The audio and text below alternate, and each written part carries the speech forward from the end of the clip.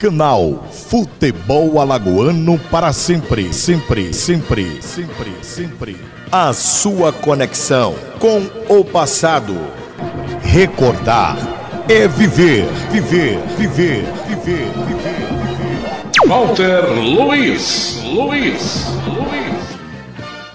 Muito bem, gente, é o quadro Craques do Passado, todo domingo ouvindo um ex-jogador do futebol de Alagoas, jogadores que têm história para contar. E hoje vamos falar com um jogador, jogou no CSA, jogou no CRB, foi querido pela torcida dos dois, é alagoano, do tempo em que alagoanos jogavam no CSA e no CRB, e jogavam muita bola. Estamos falando do volante Lau, e temos o prazer de termos aqui, vamos entrevistá-lo. Lau, boa tarde. Boa tarde, Walter. Como é que estão as coisas por aí? Tudo bem, Lau, volante Lau, famoso Lau. Lau, onde o Lau, para começar, mora hoje? Continua aqui em Alagoas? O que faz o Lau hoje em dia? Isso, eu continuo aqui em Alagoas. Minhas raízes são todas aqui, né? Família, filhos, amigos. Hoje eu estou residindo na cidade de Rio Largo, na parte alta ali de Rio Largo, próximo ao aeroporto. E atualmente estou trabalhando como professor de escolinha de futebol. E como também sou monitor de futebol, também dou aula para a galera adulta, né? Sair do sedentarismo, enfim. Tudo lá em cima também na área de Rio Largo. Muito bem, Lau, você começou em que ano, encerrou em que ano e quais as equipes você defendeu, quais os clubes você defendeu na sua história, na sua carreira? Isso, eu iniciei a minha carreira no 7 de setembro, né? Inclusive algumas pessoas acham que eu vim na base do CRB, mas não é verdade. Eu vim da base do 7 de setembro, lá do Tabuleiro, com o João Batista. Uma base, por sinal, peguei muitos jogadores e treinadores bons ali, onde eu aprendi bastante. Atuei ali por 5 anos e com 17 anos já estreiei no profissional ali, no ano de 89 por aí. Foi quando eu iniciei meus primeiros pontapés no futebol profissional. E depois disso aí eu também, Deus me deu a oportunidade de ir para outros clubes, até fora do nosso estado também, onde eu encerrei a minha carreira com 42 anos de idade, joguei meu último campeonato na equipe do Céu de Olhos d'Água das Flores, onde eu tive um convite do professor Lino para ser auxiliar técnico dele. E chegando lá, o negócio se reverteu, o nosso presidente nos fez um convite para que eu voltasse a jogar. Eu não queria, mas eles insistiram, eu fiz os testes, tudo positivo e tal. E aí foi meu último clube, foi o Céu de Olhos d'Água das Flores, onde eu tenho muito carinho. Os torcedores e a direção, a gestão daquele ano ali me acolheram muitíssimo bem. Estou muito grato, porque Deus realmente fez ali, me coroou mais uma vez. Eu há 2 anos parado já em jogar futebol profissional, e quando eu voltei, me preparei um pouquinho e para honra e a glória de Deus, eu fui escolhido, né, como o melhor jogador do primeiro turno ali daquele ano de 2015. Joguei apenas um turno, onde no segundo turno eu fui convidado para ficar à frente como treinador, já que o Lino recebeu outra proposta para ir para outro clube, e eu ingressei ali também, na comissão técnica. Ô Lau, me confirme, as equipes que você atuou fora de Alagoas, que clubes você defendeu fora do nosso estado? Isso, vamos começar pelo Nordeste aqui, né? Eu sou campeão baiano pelo Bahia de Feira no ano de 2011 e permaneci no ano de 2012.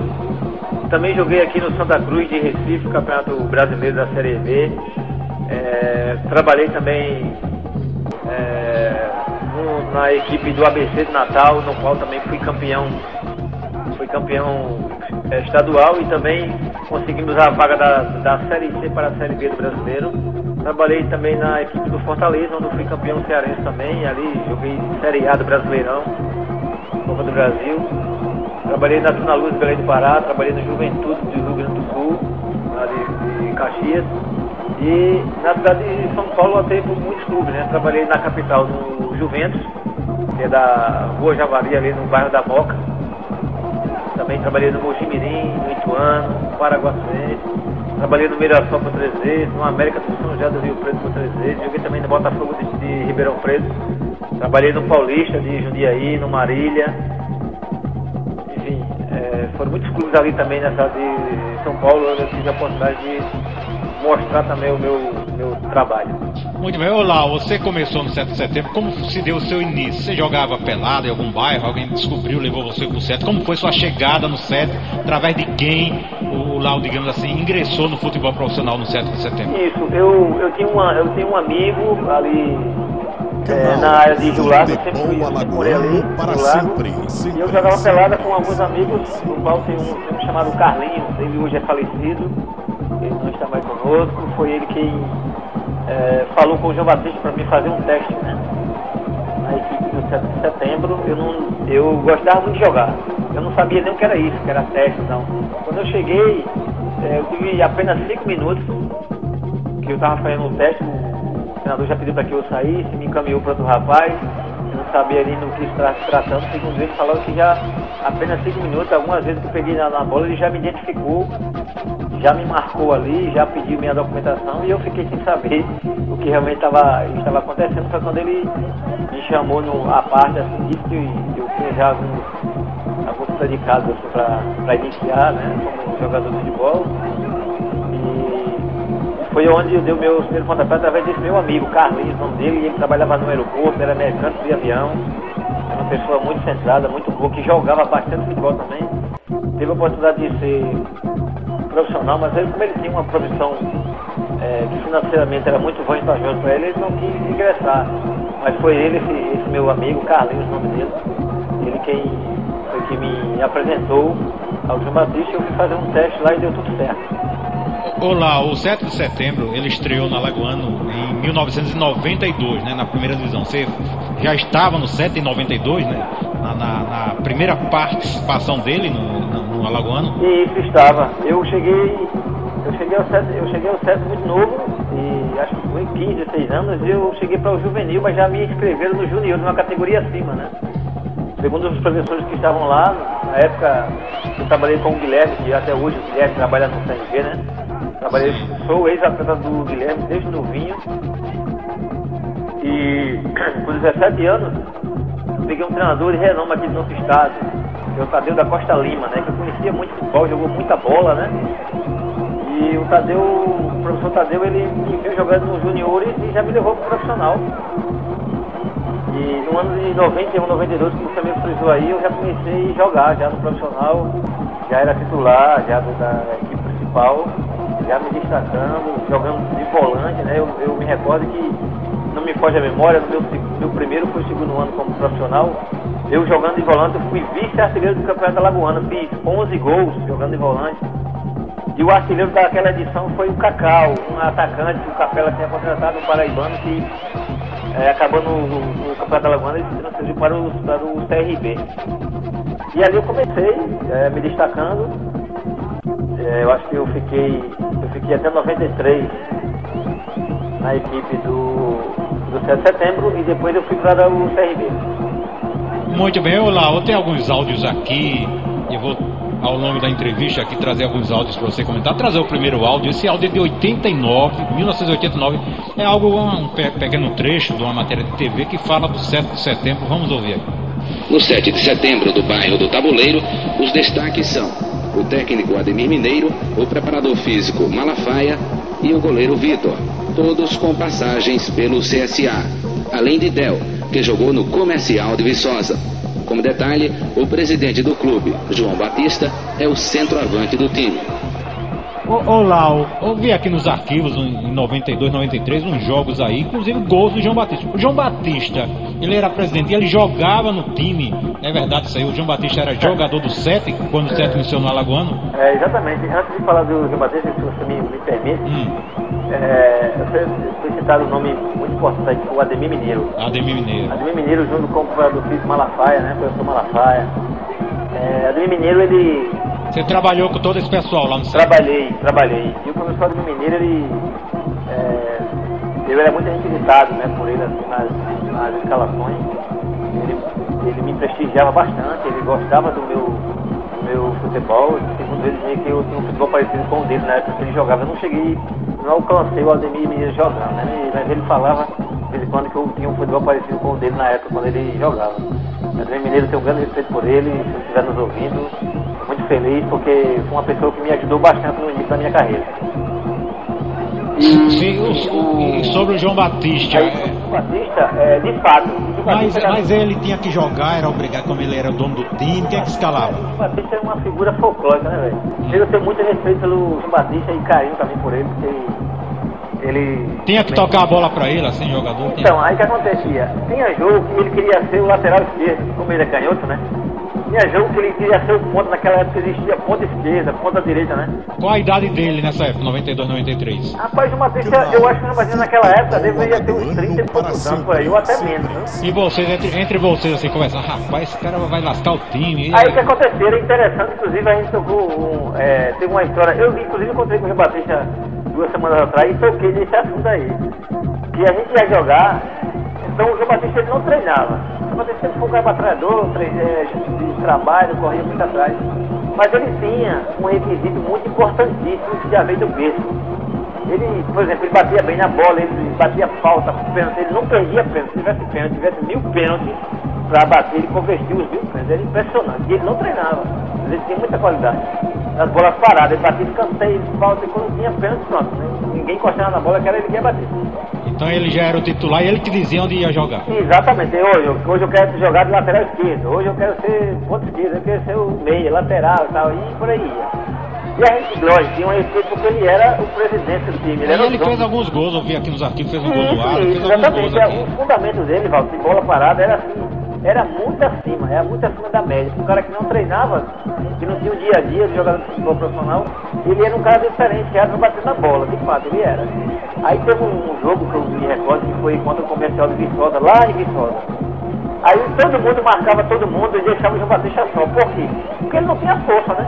Quando os caras...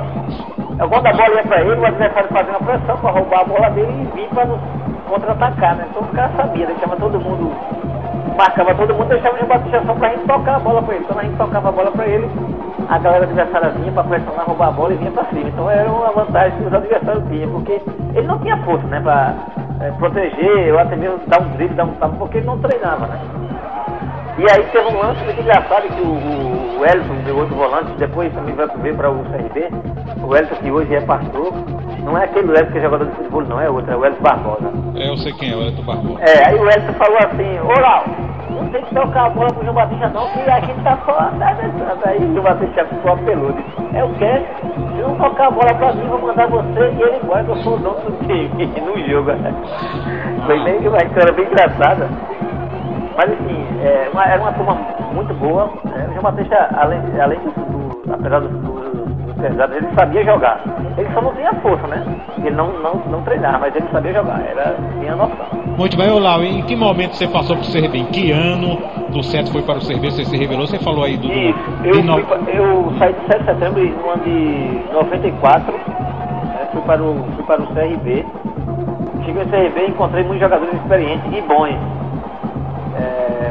Só que eu não tinha espaço, né? Tinha recém-chegado do 7 de setembro e as pessoas não depositavam muita confiança no meu futebol. Mas eu já estava de contrato assinado no CRB e na época o treinador era o Finado Pompeia, né?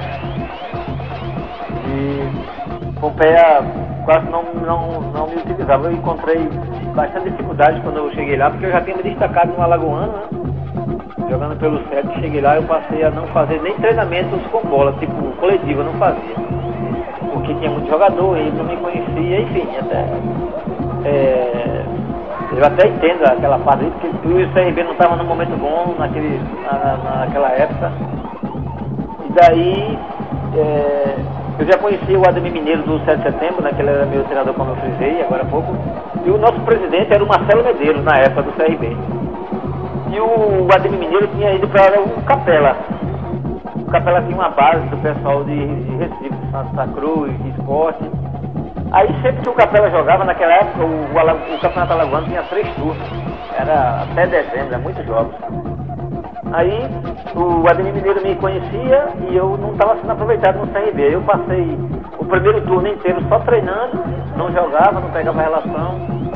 E aí o Ademir Mineiro começou a pedir para o presidente do Capela na época, o Valderei, eu era prefeito também da cidade, passar na minha casa. ele tinha uma fazenda ali perto do município de Messias, eu morava no Largo ali, passava lá e sempre me convidava, porque o Ademir me pedia e tal. Aí chegou o ponto de eu procurar o CRB, procurei o presidente na época, Marcelo Medeiros, para bater o empréstimo para mim de graça, para mim jogar, para mim pro Capela, né? De imediato o presidente ele não aceitou, mas depois eu falei as minhas condições, que eu queria ir, porque eu não estava sendo aproveitado e tal. E aí o Marcelo Medeiros concordou, bateu, né, meu empréstimo e eu fui para a equipe do Capela. E chegando na equipe do Capela, de imediato o Ademir já me colocou para jogar e como eu fisicamente sempre fiz a diferença, quem me conhece sabe, eu sempre amei, como até hoje faço trabalhos físicos, eu gosto, sempre gostei de me preparar, me cuidar, a alimentação não era da noite, eu não bebia, não gostava de zoeira. E chegando lá na Marcelo de Capela foi tudo bênção de Deus na minha vida, eu comecei a render, comecei a me destacar de novo. Acabando o campeonato lá, eu voltei, retornei para o CRB, foi quando teve a Copa Nordeste, no ano de 2004, onde a sede da Copa Nordeste foi aqui em Alagoas, né? Foi dividida em 3 sedes, uma aqui em Maceió, outra em Capela e outra em Arapiraca. E naquela época, muitos jogadores alagoanos, muitos jogadores do campeonato alagoano já tinham ido embora, outros tinham permanecido. E chegando lá, encontrei o Vegete como treinador do CRB da Copa do Nordeste. E tinha muitos jogadores que me conheciam, inclusive o Elton. Eu tinha jogado com o Elton no 7 de setembro e chego lá, já tinha alguns jogadores lá na posição. Aí o Elton pediu, né, para que conversou com o técnico Vegete para que ele me desse uma oportunidade. Mas já tinha o José Holanda, que era o capitão Jean, né, e o outro era o próprio Elton mesmo. Aí eu disse, não, mas ele joga de meia também. Aí, assim me deram a oportunidade, iniciei a Copa do Nordeste naquele ano de 94, aqui no Repelé, contra o Guarani de Sobral, do Ceará. Um jogo muito disputado, um jogo onde eu me destaquei, graças a Deus, comecei a realmente ter os olhos das pessoas, né, da crônica esportiva, dos diretores, torcedores, meus colegas da comissão técnica, como um jogador promissor ali naquele momento. Eu comecei a me destacar, enfim, aí eu fui titular a Copa do Nordeste inteiro, aonde na final a gente perdeu para a equipe do Esporte, né, dos pênaltis. A Esporte com aquele timaço de Pernambucano, Zinho, Bosco, era uma equipe muito boa. E naquele ano ali o treinador era o Givanildo, do Esporte, onde ele ficou interessado pelo meu futebol. E os caras ficaram aqui um mês e meio aqui negociando a minha ida para o Esporte, mas não deu certo, o pessoal do CRB não quis me liberar. Naquela época existia aquela situação do passe preço, né? Não tinha ainda aquela Lei Pelé, a Lei Pelé ainda não está em vigor. E aí eu permaneci e trabalhei na equipe do CRB por 6 anos. Subi campeão alagoano pelo CRB, disputei 6 vezes, né, Campeonato Brasileiro da Série B. Enfim, consegui muitos resultados bons ali, muitos resultados contrários, mas tive mais vitórias do que derrotas. Então, muito feliz por ter participado ali daquela equipe por diversos anos. Olá, em 95, hoje são raros os jogadores alagoanos do CSA no CRB. Em 95, o CRB foi campeão. Deixa eu trazer um áudio aqui de 95, vamos ouvir. O Galo é o campeão alagoano do futebol 1995. Pode comemorar, torcedor do CRB. Parabéns, Clube de Regatas Brasil. Parabéns à diretoria do Galo. Parabéns aos jogadores campeões do Bundesliga. Lau, Márcio Pereira, Silvio Paulista, o garotão Adriano que entrou na decisão e levou para o recado. O garotão Adriano, Albertão que quando o CRB precisou, também mostrou a seu futebol e a sua força. Ao jogador Jean, para sempre, passado no plano de capitão, o comandante dentro de campo desse time regateano. Parabéns ao gigante Silvio Alagoano, ao talento de Joécio, a experiência, a dedicação rica.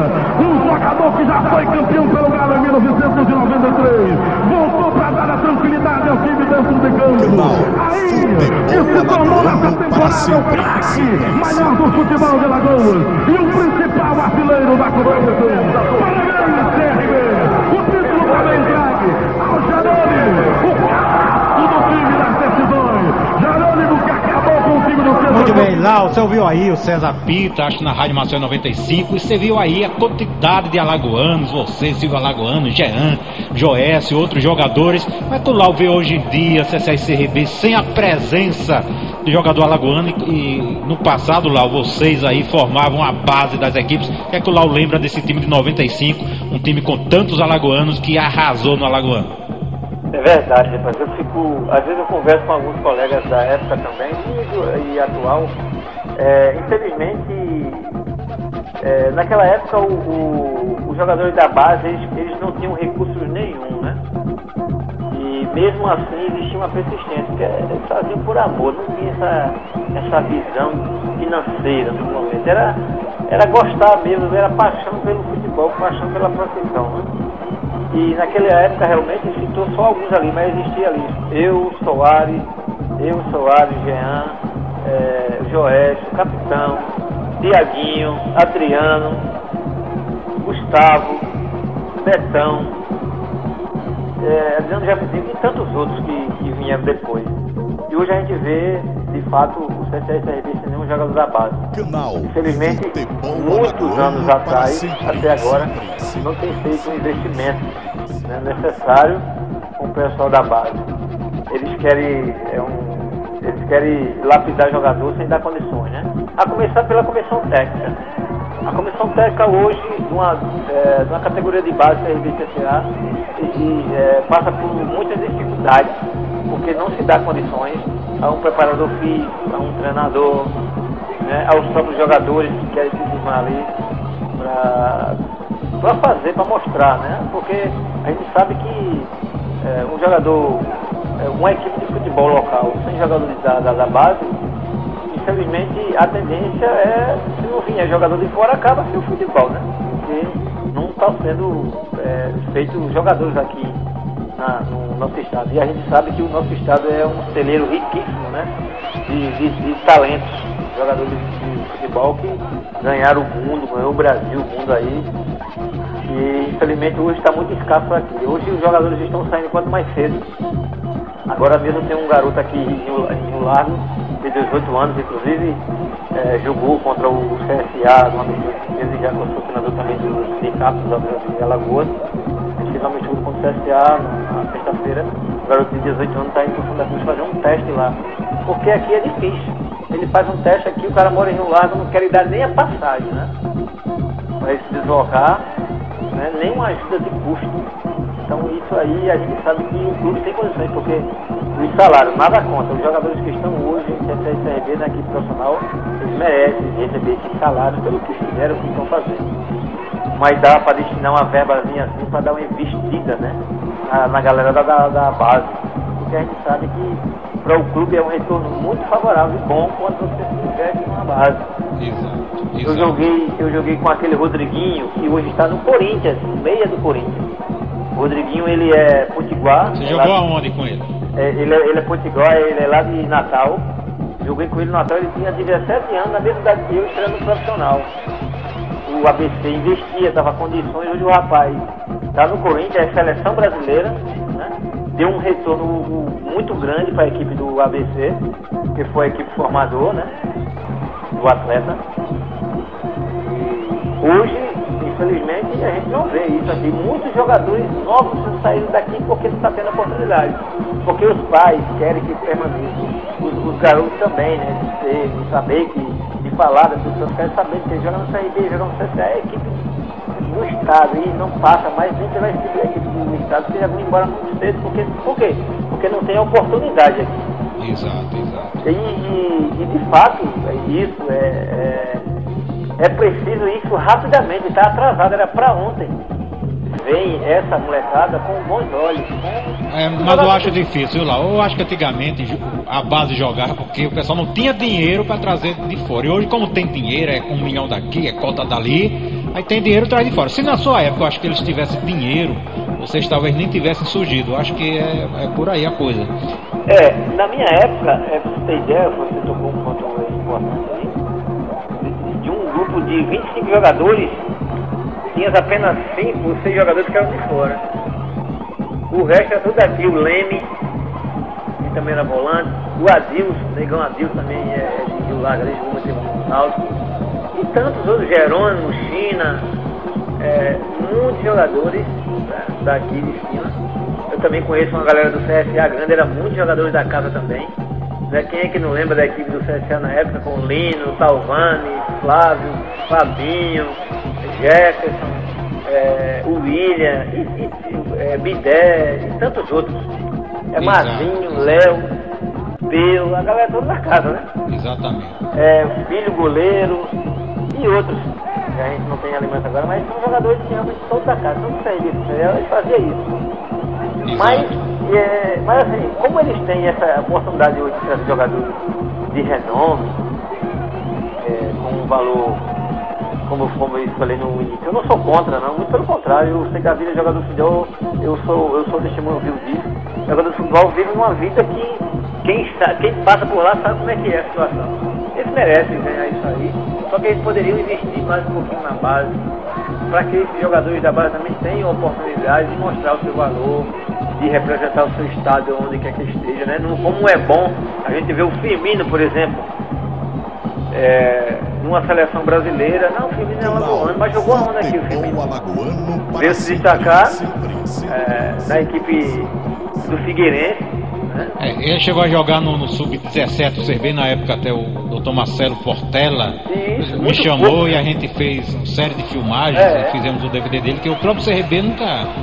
Só o Corinthians faz isso, investe no jogador. O CRB nunca investiu. Mas, ô Lau, me diz uma coisa, em 96, e o Lau, um outro áudio que eu tenho aqui, problema, não sei se foi um problema em relação ao seu passe, eu trazer com o Valdemar Correia, esse áudio é do dia 28 de 11 de 96, parece que o Lau estava meio irritado com o Valdemar Correia, questão de passe, vamos ouvir, é uma gravação bem antiga, mais de 20 anos, o som não está muito bom, mas vamos ouvir o que disse o Lau nessa entrevista em 96. Fiquei sabendo que o CRB tinha sanado essa dívida aí com o Valdemar, negociação comigo e o Dudu.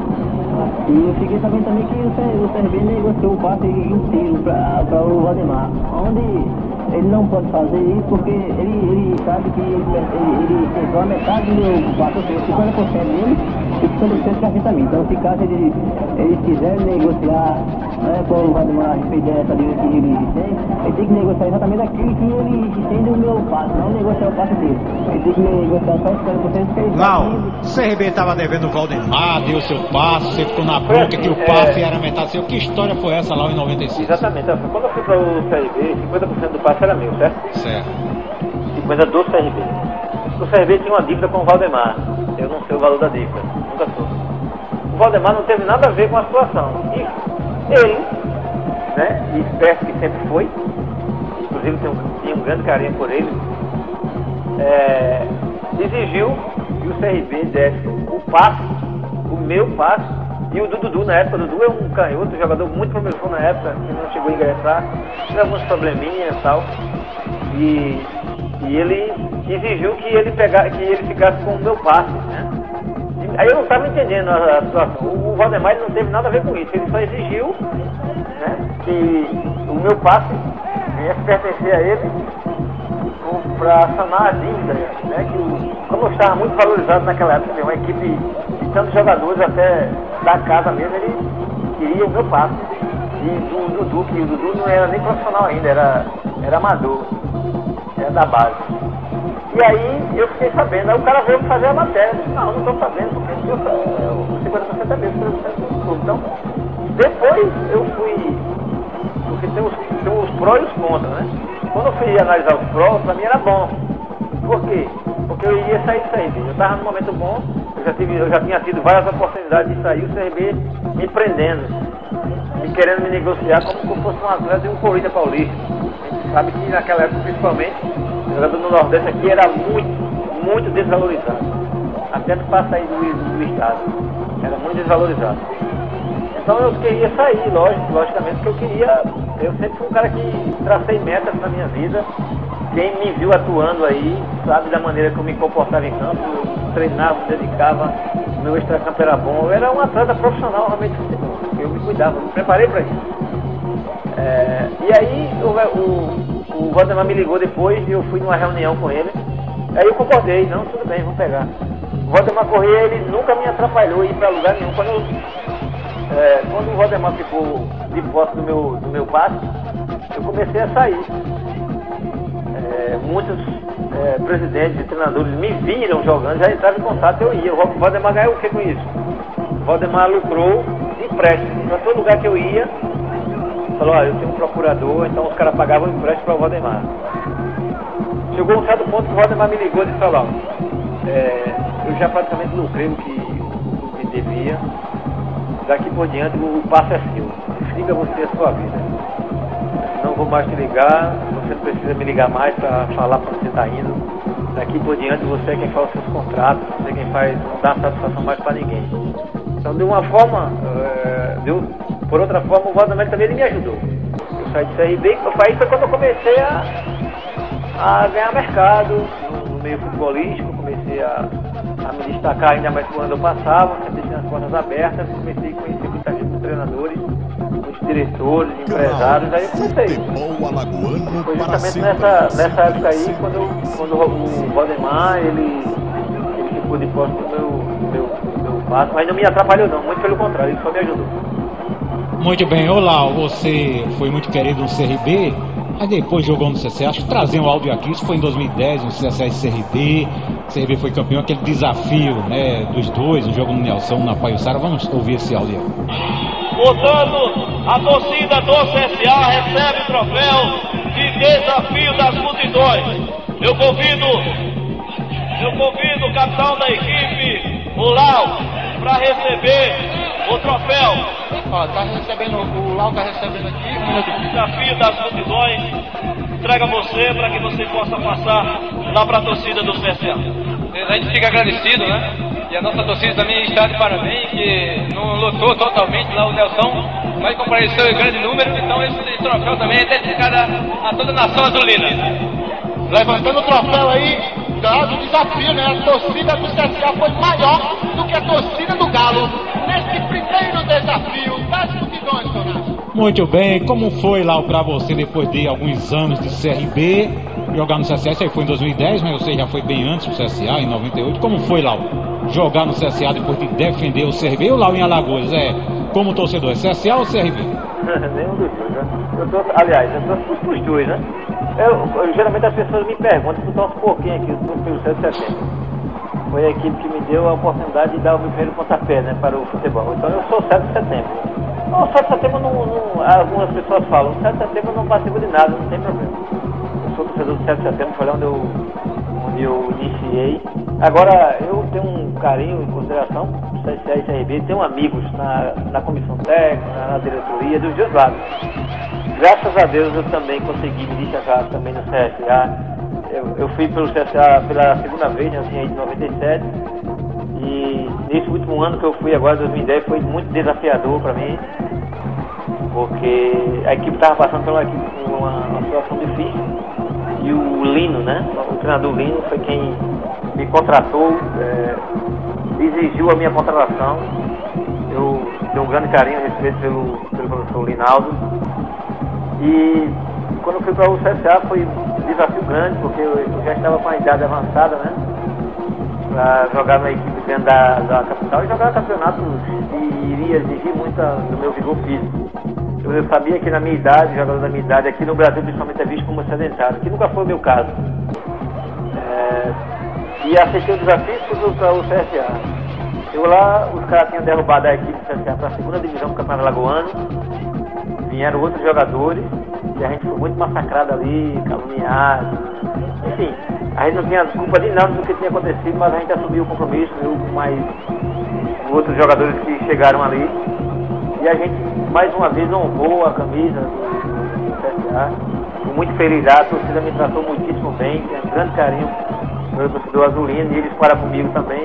Então, quem me conhece sabe, eu sou um cara trabalhador. Amo a minha profissão, sempre amei, eu amava jogar futebol, eu sempre honrei com todas as coisas, as camisas por onde eu passei, eu me dedicava, eu me identificava, eu vestia realmente a camisa. Então naquele ano ali a gente disputou a Série D, fizemos um trabalho bom, a Copa do Nordeste também fizemos um trabalho bom, inclusive o diretor do CSA ficou sabendo que naquele ano de 2010, lá na cidade de Natal, eu fiz uma pesquisa lá e eu fui escolhido como o melhor jogador da Copa do Nordeste de 2010, então para mim é muito gratificante isso.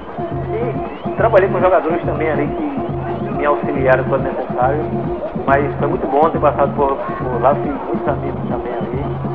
Enfim, a gente fez um trabalho digno também de tudo aquilo que eu tinha passado antes. Muito bem, ô Lau, em 97 foi o ano que você foi pro CSA, não foi isso? 97?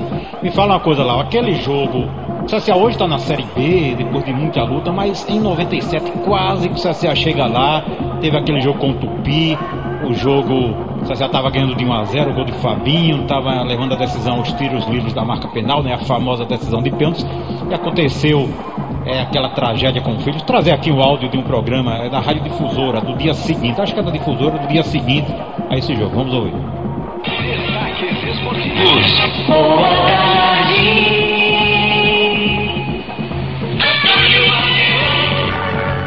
Boa tarde, aquele abraço, 12 horas 5 minutos, Sebastião, estamos aqui na Jornal, começando Destaques Esportivos. O seu programa de esporte da hora do almoço, na mesa de filho discutido Robson Lima do Pilar, nas gravações do poderoso Carlos Capacete. Vem a primeira atração do seu programa de esporte da hora do almoço. Vamos na Avenida Mutange. CSA, lamentavelmente, já saiu do brasileiro, mas quem queira, o que não queira, feio e bonito também. Na competição nacional, quem chega aí é melhor dia a dia do Azulão. Juventude Jornal 1200.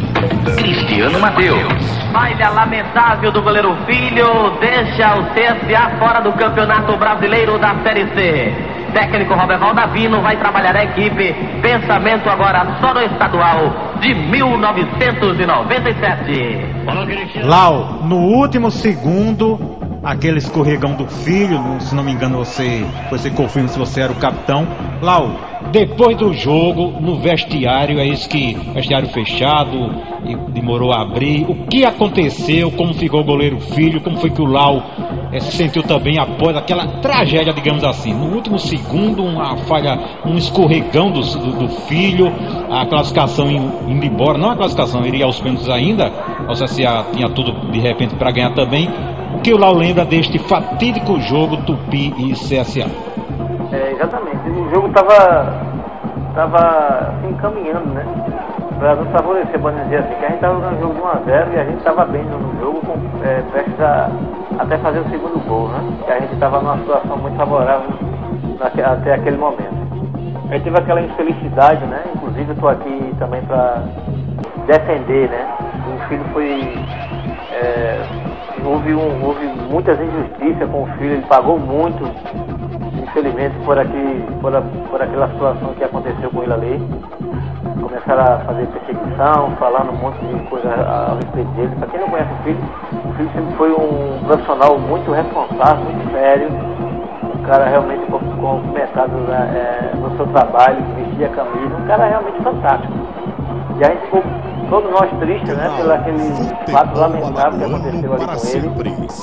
Depois chegamos nos vestiários ali, muitas pessoas estavam muito revoltadas pela situação, mas todos os jogadores ficaram ali do lado dele, confortando, conversando, dando apoio a ele, porque de fato ele vinha fazendo diferença nos jogos anteriores e infelizmente teve aquela infelicidade, né?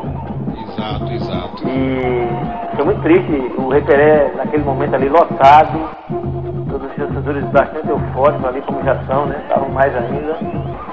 E como eu falei, estava se encaminhando realmente uma situação muito favorável para a nossa equipe. E de repente a gente passou por aquela situação ali triste.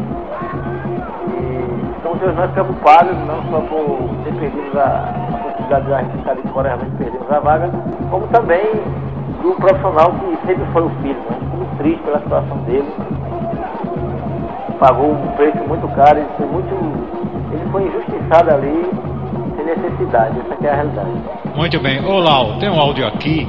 O Lau não era muito de fazer gols, tem aqui um gol do Lau, inclusive o Claudemir Araújo, da Rádio Gazeta. Foi um jogo histórico, o CSA aplicou 3-0 no Náutico, lá em Recife. Vamos ouvir aí este gol do Lau lá em Recife contra o Náutico. Para o bote pelo setor de ponta esquerda, Catanha no peito do terreno, abriu para Marco Antônio, para Lau, ele o goleiro, vai fazer o segundo, bateu, a bola vai entrando na Bahia e bateu, pode vibrar, torcedor alagoano, gol! Final, futebol alagoano para sempre.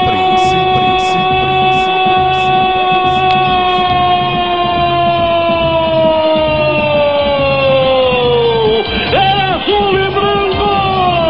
É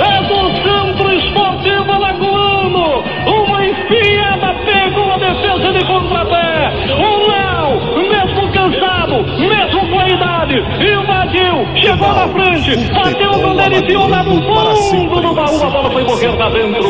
Aos 31 minutos do segundo tempo, o CSA amplia. Muito bem, Lau, você nunca foi muito de fazer gols, ou você acha que fez relativamente? Aliás, fez no 7, foi vice-artilheiro, mas no CRB no CSA, o Lau fez muitos gols, ou acho que fez menos do que no 7? Na minha passagem, na minha primeira passagem pelo CSA, ali, acho que eu fiz 2 gols apenas. Na segunda passagem agora, na Copa do Nordeste, no último ano, acho que eu fiz 3 e foi 4 gols. Eu tinha uma movimentação junto com o Marco Antônio, que eu conheci o Marco Antônio há muito tempo quando eu joguei com ele ali no Corinthians Alagoano. O Marco Antônio e o irmão dele, Bado, a gente sempre se combinava com as jogadas. E essa lá do Náutico foi interessante, que eu falava pra ele, quando eu for pelo lado esquerdo, eu sempre preste atenção que eu vou entrar como uma surpresa. Eu fazia sempre isso, né? Como eu sempre tive a preocupação de ser passador, né? De estar segundo, fazer assistência, às vezes a gente se limita realmente, porque eu nunca fui um cara usurento. Quando eu tinha oportunidade e tinha opções em companheiros melhores colocados que eu sempre fazia o passo. De fato, eu fui um jogador de poucos gols, mas nesse ano não sei se acho que eu fiz 3 ou fiz 4 gols. Em 2010 você fez segundo no Náutico, fez um no 13, no Rei Pelé foi 3-1, foi um seu, no Catan e um do Alisson. Foi. Tô vendo 2 aqui, não tô vendo outro. Aqui é Everlan, Celso, tem esses 2 aqui. Tinha outro que teve aí, eu não tô bem lembrado, não conferi. Enfim, aí o Marco Antônio, ele sabia disso, né? Um jogador que eu era um jogador, pra quem não me conhece, eu sempre fui um cara bem centrado, vocês viram, eu não perdia a cabeça, não era dar porrada na discussão, não, eu era centrado, eu sabia o que eu ia fazer. E eu conversava muito com meus colegas, no olhar, no jeito de se posicionar, ele já entendia o que eu conversava antes com os caras já entendiam o posicionamento. E o Marco Antônio, ele sabia disso, sempre foi muito inteligente com a bola, o Marcos, e o passe dele sempre foi bom. E nesse jogo lá contra o Náutico também, quando ele fez o movimento, eu olhei para ele já sabia que eu ia fazer aquele movimento. E ela aí pegou a zaga totalmente despreparada, foi onde eu fui no individual para cima do goleiro, consegui marcar o gol, enfim, naquele jogo ali deu tudo certo pra gente. A gente conseguiu um placar muito favorável lá nos aflitos, para ganhar do Náutico era difícil, mas a gente conseguiu. Muito bem, ô Lau, em 2010, a CSA começou arrasador, né, na Série D, um início nunca antes visto na história do CSA em competições nacionais. CSA estreou ganhando do Santa Cruz no Arruda, 1-0, gol do Everlan. Segundo jogo ganhou do Potiguar 4-3 lá em Mossoró, 2 vitórias. Terceiro jogo ganhou do Potiguar aqui. Quarto jogo ganhou do Confiança em Aracaju. 4 jogos, 4 vitórias. Aí perdeu para o Santa Cruz aqui, aí já estava classificado. Aí foi pro mata-mata com o Sampaio. Geralmente, nas vitórias, todo jogador quer falar, quer dar entrevista. Nas desgraças, digamos assim, o cara se esconde. E nesse jogo em São Luís foi uma desgraça, né? O Sampaio 5-0, mas você com a sua personalidade não se escondeu. Vou trazer aqui o áudio do final do jogo, acho que é na difusora, o meu amigo Jorge Afrânio com o Paulo Lira, né? Que inclusive está aqui conosco agora na Rádio Correio. Vamos ouvir o final do jogo, Sampaio 5, CSA 0, e o Lau, que não fugiu e deu entrevista. Vamos ouvir. Como é que perde um gol desse, Rafael? É impossível, ele sozinho. O goleiro rebotou um grande chute aí do Lau. Ele rebotou no pé do Rafael. E o Rafael sozinho acabou o jogo. Acabou o jogo. Sampaio 5-0 em cima do Centro Esportivo Alagoano. Que gol perdeu o Rafael. Vamos pegar a carolinha aqui no Lau. Ô Lau, resultado que não estava no script, né? A gente tem essa consciência, nós não nos apresentamos bem. Houve falhas coletivas. A nossa equipe tem essa consciência, mas agora é levantar a cabeça, né? Porque tem muita coisa aí pra ser jogada, a gente espera no jogo agora fazer a diferença também. Tem um jogo do meio de semana aí pela segunda divisão, também tem que pensar nesse jogo. Exato, mas outro jogo fica fora, né? Pela segunda divisão. E a gente tem que se manter com a cabeça erguida em busca dos resultados. Tá bom, esse aí foi Lau, o capitão Lau do Centro Esportivo Alagoano, o último a descer aqui do lado da tristeza. Antes de você responder, Lau, no jogo seguinte, pela segunda divisão em Atalaia, a CSA perdeu de novo para o Sport de Atalaia, e o Anderson Cabeção, na época, deu uma entrevista e disse algo que todo mundo ficou com aquilo na cabeça. Vamos ouvir o que disse o Anderson Cabeção. 2010, eu também dei a palavra dele, que se fizesse uma boa campanha na Copa do Nordeste, a gente teve a premiação. Vamos ouvir agora. As derrotas estavam acontecendo, falaram que eu, Lau e Celso estavam de corpo mole, porque o Lino saiu. Eu dependo do futebol, tenho 2 filhos, e jamais ia fazer isso. Na fase boa, só tem tapinha nas costas. Então nas derrotas, contrataram errado, dá nisso aí. Eu acho que o jogador que vem pro CSA não pode estar 5 meses, parado 6 meses. Chega no CSA, não joga, a cobrança é grande, o CSA é uma coisa que da vida. Muito bem, você ouviu aí, o Anderson disseram que eu, Lau e Celso estavam de corpo mole porque o Lino saiu. E isso foi logo depois, lá, do jogo lá dos 5-0 do São Luís. Afinal de contas, lá, você estava lá. O que aconteceu em São Luís? Alguma coisa, algum extracampo, alguma coisa, esse negócio de corpo mole ou o Sampaio que jogou demais, hein, lá? O que é que você tem a dizer sobre esse jogo de São Luís? Olha só, não tirando o mérito do Sampaio lá. Naquela situação, cara, a gente teve uma logística de viagem toda favorável. O CSA, a diretoria deu todas as condições pra gente naquele dia ali. A gente viajou até 2 dias antes do jogo. Muito tranquilo. Só que o nosso time, a gente tinha uma parte dos jogadores eram desgastados, né? Já tinham vindo de outros campeonatos e o trabalho estava... Desgastado que você fala fisicamente? Fisicamente, porque já tinham vindo de outros campeonatos e tal, e estava pegando... a gente jogava 3 competições praticamente, né? Série D, Copa do Nordeste, e depois emplacou na segunda do Alagoano. Exatamente. E aí... tem jogador que não tem estrutura para isso. Por exemplo, eu sou um cara calejado, joguei em clubes onde jogava 3 competições simultaneamente, tranquilamente. Eu me preparava, aquilo que eu te falei, eu me preparava, eu me alimentava bem, eu descansava, eu repousava. Eu sempre entendi, Walter, que a minha ferramenta de trabalho principal, além do meu raciocínio, é o meu corpo. Então eu sempre cuidei bem do meu corpo.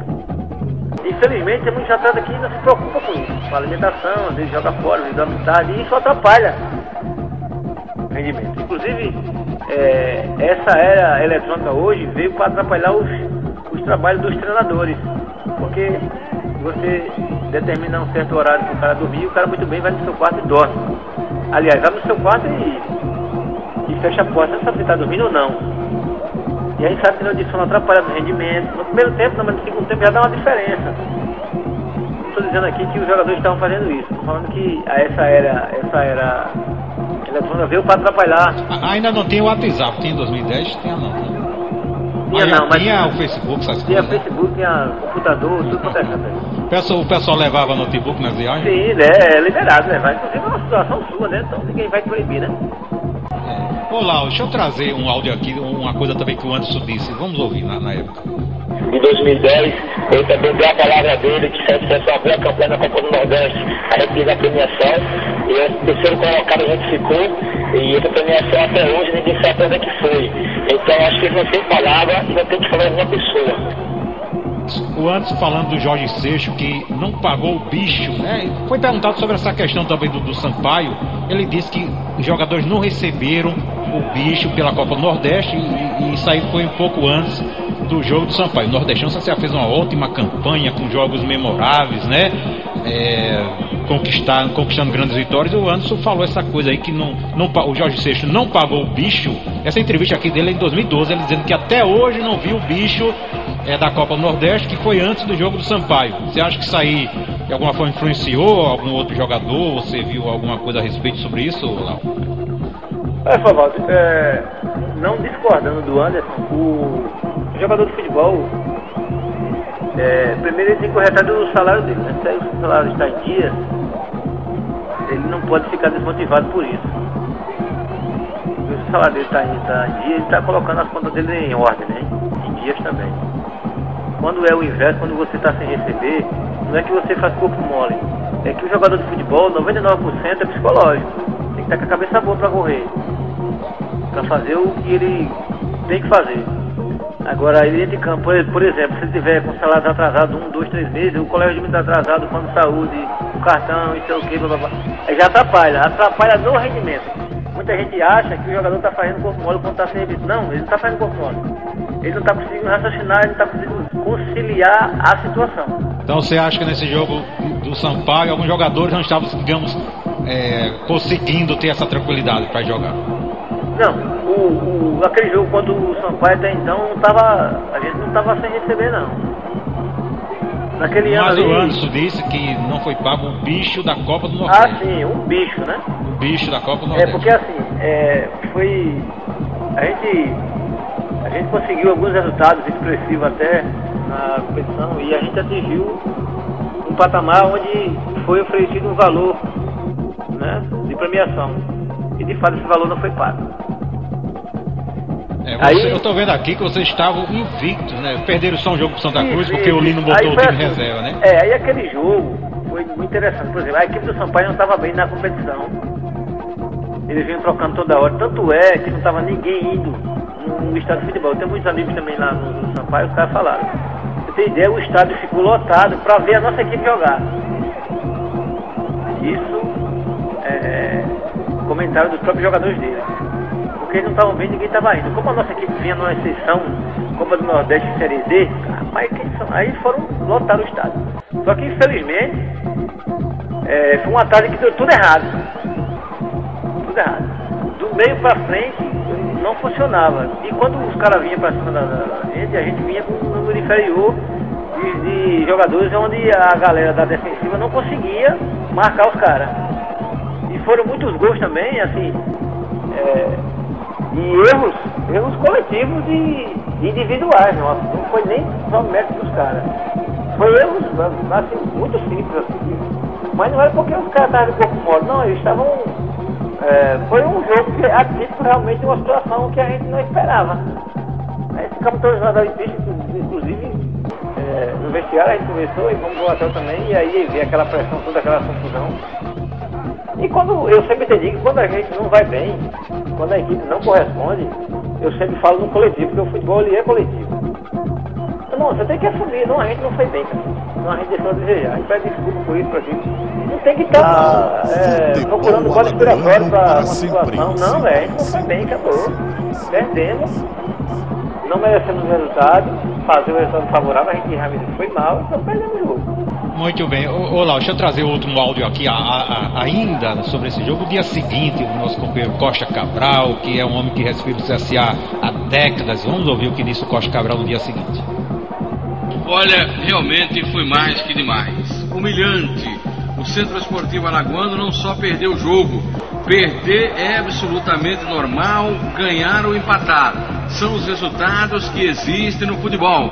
Mas o que aconteceu com o CSA ontem no Maranhão é simplesmente inexplicável. O time não jogou nada, com 36 minutos já perdia de 3-0 e os companheiros que estiveram lá disseram que 5 foi pouco, porque o CSA realmente não jogou nada. Teria acontecido com o time da Avenida Mutange. Muito bem, Lau. Quando vocês voltaram os comentários em rádio, você sabe que sempre surge. O torcedor vê logo aquela história, corpo mole, ou se vendeu. Como foi que vocês absorveram isso durante toda a semana e até depois, 3 dias depois, foram jogar com o Sport em Atalaia, na segunda divisão foram derrotados? Isso foi reflexo do que vocês ouviram? Como foi que o Lau passou esses dias ouvindo tantos comentários na imprensa, da torcida em relação a esses 5-0? Ô Valdo, olha só, eu sou um cara diferente para algumas situações futebolísticas. Por exemplo, eu não gosto de ver e nem ouvir. Dificilmente eu estou na frente da TV, até quando eu vou bem, a nossa equipe ia bem, eu nunca tenho... Nem ouve programa de rádio? Raramente. Então eu sempre fui um cara focado no meu trabalho, eu não gostava de ouvir não só as coisas boas, como também as coisas negativas. Muitas vezes eu nem lembrava, porque assim, principalmente quando eu sou muito família, eu gostava dos meus dias vagos, nas minhas horas vagas, eu gostava de sair com meus filhos, minhas filhas, a gente sair. Eu nunca tive problema nenhum referente a isso aí, sempre fui bem reservado referente a essa situação. Mas eu sabia assimilar bem as coisas, entendeu? Eu sabia assimilar bem as coisas, tanto é que eu nunca tive problema com ninguém da imprensa aqui, eu sempre joguei por aqui, vocês sabem, nunca tive problema com ninguém. Eu sei que o trabalho da imprensa é esse também, de divulgar, não só as boas, mas as más notícias também. Eu sempre soube diferente, eu sempre soube disso. Tem pessoas que levam para o outro lado. Quando a gente retornou daquele jogo ali, foi comentado muito isso, muito aquilo, e eu só deixei eu fazer o trabalho tranquilamente, não falava nada, só tudo. Aí quando a gente foi pra pra Atalaia fazer aquele jogo lá, a gente tava com muitos problemas, né? Enfim, mas foi um jogo. A gente venceu, a gente perdeu de 1 a 0, mas o que vale é o resultado, claro. Mas a gente deixou de fazer muitos gols lá por falta de concentração de alguns, pelo que vinha passando e tal. Isso acontece, de fato. Aí, depois a gente retornou. Olha, vamos é o seguinte, eu sempre chamava os caras para conversar. No grupo, assim, eu sempre chamava, a gente precisa fazer uma reunião. Eu falava, eu dava nome aos caras, ó, você, fulano, precisa render mais. Você também tem que fazer isso, a sua função é, tem que fazer. Se você não fazer, o treinador vai tirar você, você não tem direito de ficar calado. Seu direito de reclamar, você tem que sair mesmo. Porque tem que dar oportunidade à suplência disso pra isso. Se não estiver bem, eu sempre fui um cara assim, eu não estou bem, o professor me chama para conversar, não, professor, fique à vontade. Eu não estou rendendo o suficiente, você pode chegar ali e testar outra formação. O jogador de futebol, ele é muito bitolado no eu tenho que jogar. Não, você tem que jogar, mas não é de qualquer jeito. Você tem que estar preparado. Se você não estiver preparado, você sai e entra pra outra, acabou. Não tem essa de ficar com picuinha, com isso, não. Tem que sair e acabou. Por isso que existe a suplência. Não fazia uma equipe de futebol só com 11, né? E aí, tinha jogadores que ficavam meio assim, outros assimilavam legal, outros nem tanto, principalmente o que iria sair. Meu irmão, e aí a gente tem que lavar a roupa aqui. Porque lá dentro não adianta não, ninguém quer saber se você está atrasado, se está machucado, não está em condições, não vai pro jogo, bota outra. A gente era bem, a gente conversava bastante direto no vestiário sobre isso aí. Inclusive, isso é uma situação que ninguém ficou sabendo, por exemplo, no CSA na segunda divisão no mês de setembro, o CSA não tinha dinheiro. No final da Copa do Nordeste, sabe por que a gente perdeu? A gente não chegou na final, porque a gente ficou um mês sem treinar. Porque os caras não queriam dar nem alimentação pra gente ali. Todo mundo foi para suas casas. Depois de um mês a gente voltou para jogar contra o ABC aqui, tomamos uma goleada do ABC, acho que 4-1, eu acho. 4-2. Mas a gente estava um mês sem jogar, claro, ninguém queria saber. Mas o culpado não foi a equipe, não foi a comissão técnica. A diretoria disse que não tinha dinheiro para arcar nem com a alimentação. Então o que a gente tem que fazer? Não tinha dinheiro. Não tinha mais dinheiro, todo mundo queria largar e entra com o capitão. O capitão era eu. Chamei os caras e falaram, a gente não tem dinheiro mais. Mas qual é a perspectiva que você tem de estar em casa? Nenhum. Pois é, não tem dinheiro para jogar. Vamos subir o time. A gente não tem como os caras terem derrubado o time e todo mundo. A gente botaram um horário totalmente desfavorável. A gente competia com a praia. Você está jogando no Nordeste. Você jogar segunda divisão, domingo à tarde, jogando 3 horas, 2h30 da tarde, 3 horas da tarde no Intelé, você está competindo com a praia. É complicado, né? Qual é o torcedor que vai correr pela 3 horas num calor terrível daquele, um monte de concreto no sol, para ver um jogo de 3 horas, um jogo da segunda divisão? E aí tinha a fornecedores e os que iam de uma parte que ia para criticar, e a gente não tinha nada a ver com aquela situação que estava na segunda divisão, mas aos trancos ali, mas a gente conseguiu subir.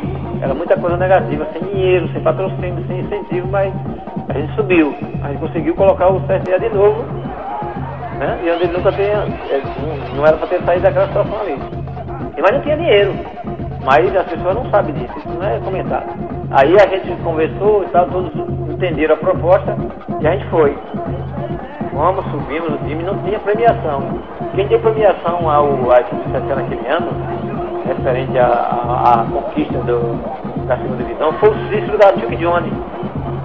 Ele não tinha dinheiro, ele deu em material, em roupas.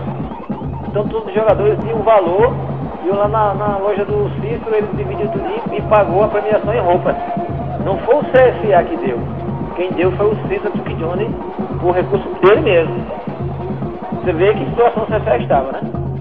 Mas, tudo bem, são situações que a diretoria esconde, porque de um jeito ou de outro. O presidente era o Jorge Seixas, quem eram os outros diretores na época? Quem eram os diretores, você lembra assim? Na verdade, os diretores mesmo, a gente quase não tinha contato com a maioria deles, mas os diretores do CSA sempre foram os mesmos, né? Isso. Além de Jorge Seixas, de 2000 e... Lumário estava lá? Já estava por lá. Mas existia uma situação do CSA muito complicada financeiramente, né?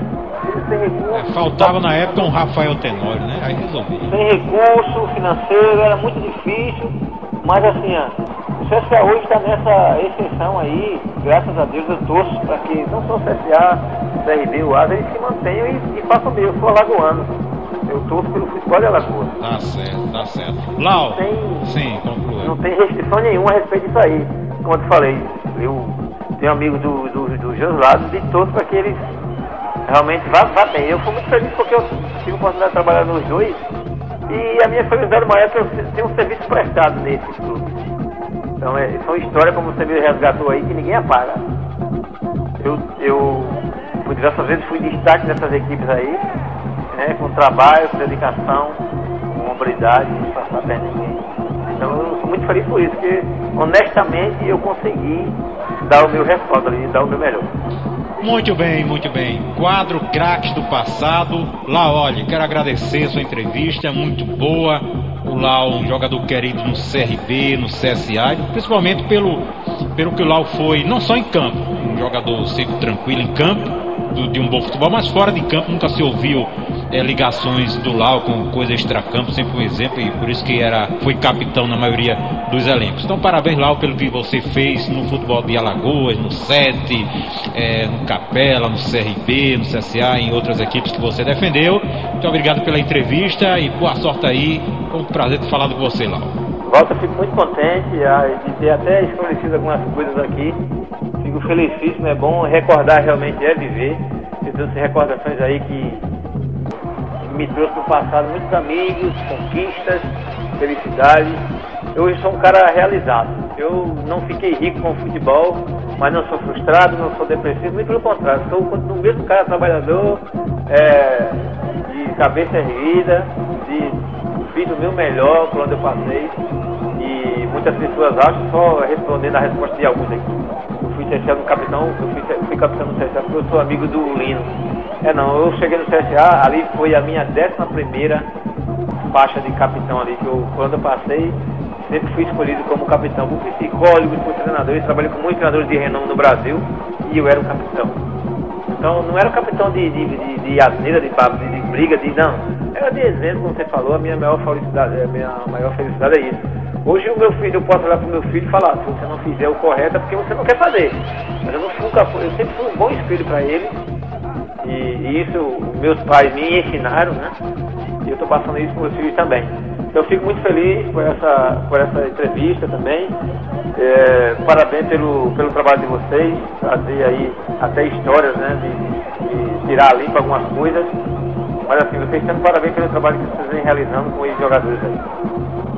Muito bem, muito obrigado. Boa tarde, Lau, um abraço. Tá aí, gente, o quadro Craques do Passado. Hoje ouvimos o jogador Lau.